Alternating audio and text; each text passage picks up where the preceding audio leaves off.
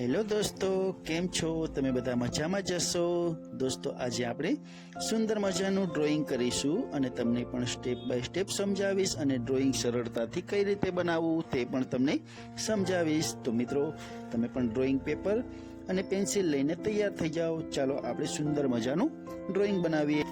દોસ્તો, વિડીયો પસંદ આવે તો લાઈક, શેર અને મારી ચેનલમાં નવા હો તો પ્લીઝ ચેનલને સબસ્ક્રાઇબ કરી લેજો અને જરૂરથી આપણા મનપસંદ ડ્રોઈંગની કોમેન્ટ કરજો.